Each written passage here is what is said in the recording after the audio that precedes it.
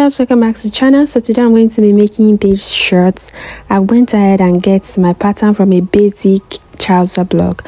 So I just went down from the crotch level there. I went down 3.5 inches to get all of the pattern. I also went ahead and traced the pocket area, my waist, and then the fly front zipper since it's going to be having one. So as for the waistband, I'm going to make a little bit adjustment here. I went in by 0.5 inches, cut it out, and I'm going to transfer it to my waistband when I'm ready to sew. So I've got all of my pieces out now. The next thing I'm going to do is to start sewing from back. So it is easier to start sewing from the back because the front is going to be having fly front zipper. So I'm going to be pinning my darts for the back and then start from there.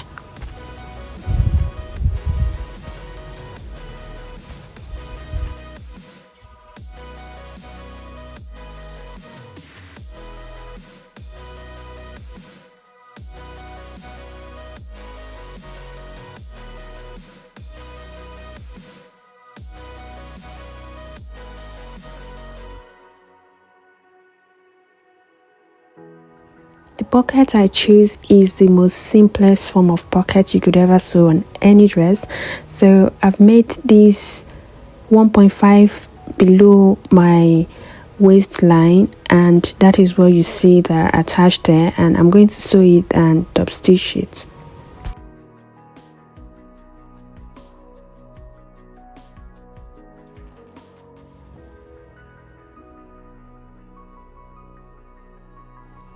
When I'm done doing this, I'm going to lay the right sides together, both pieces for the back. I'm going to lay right sides together and then I'll sew the body rise area.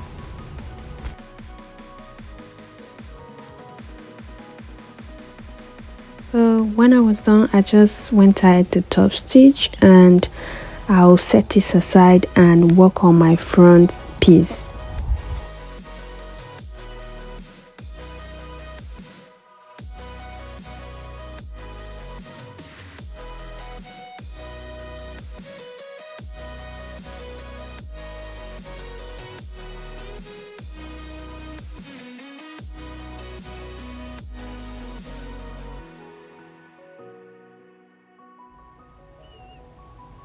So I'll be assembling my front piece first by working on the pleat part, then I'll work down to the pockets, and then I'll work again down to the fly front zipper, just stepwisely like that.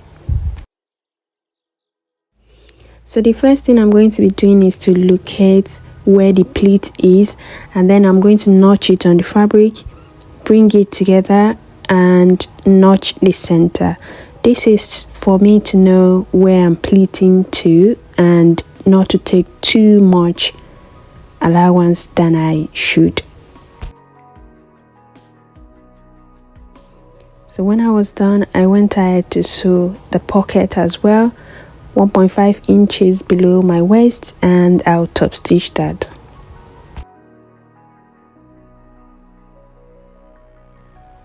When that is done, the next thing I'm going to be doing is to sew the fly front. It is essentially very easy to sew a fly front, so I'm going to be showing you step by step how I achieved mine.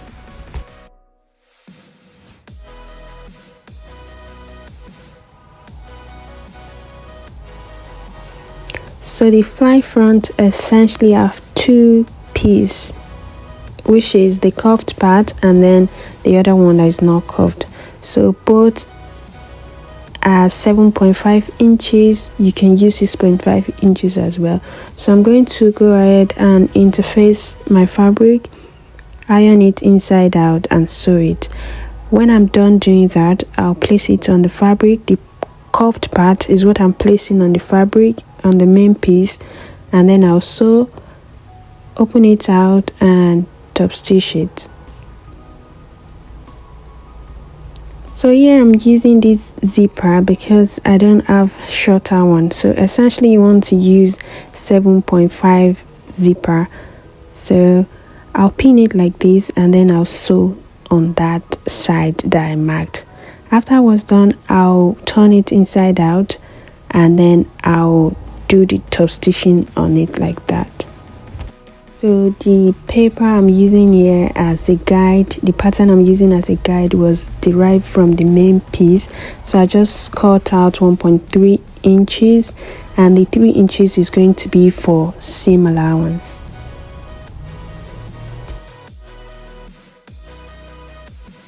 So when I was done sewing this part, I'll bring the one that is not curved, I'll bring it and then I'll place it this way and stitch it on the other side.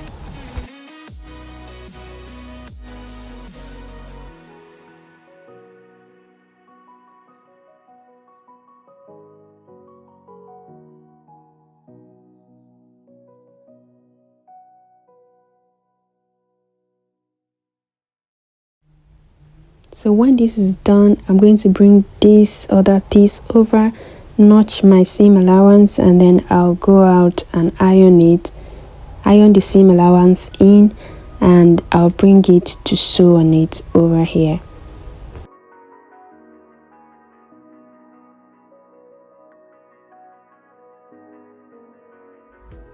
So I've went ahead to press it down. I'm just going to place it on this side that I've sewn. I'll place it there, pin it down and sew it closely to the zipper. So when I'm done, I'm just going to finish off the rest of the body rise and I'll go ahead and place all my pieces together.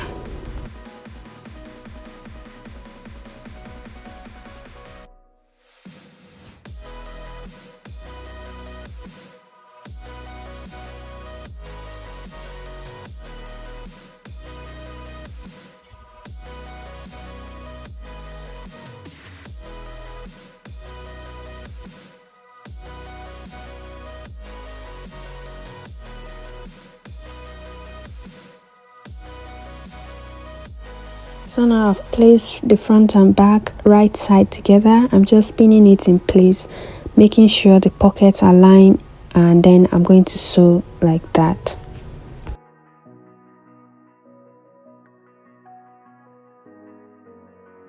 The last part is to sew the crotch area, so I'm just going to pin it like that, making sure the back and the front are lined, and I'll sew.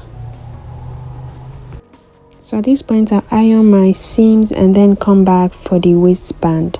So this waistband is 2.5 inches. I went ahead to press 0.5 inches inside and I'll mark the point that I took out from the pattern.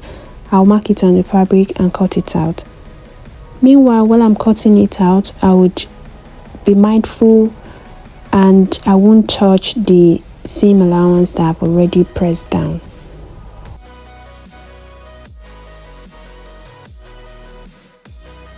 So when I'm done cutting it out, I'll go ahead and sew it and also press it again for it to be flat, and this is what I have.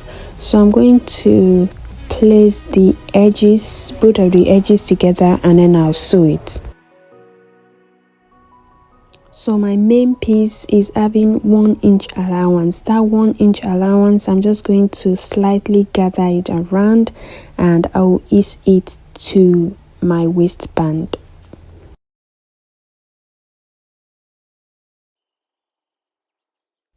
So this 1 inch allowance I added will not form any form of gathers. It's just going to make sure it's not too tight, if that makes sense. So the next thing to do is to align both side seam together, place it like that, and then I'll place the band on the edge and sew round.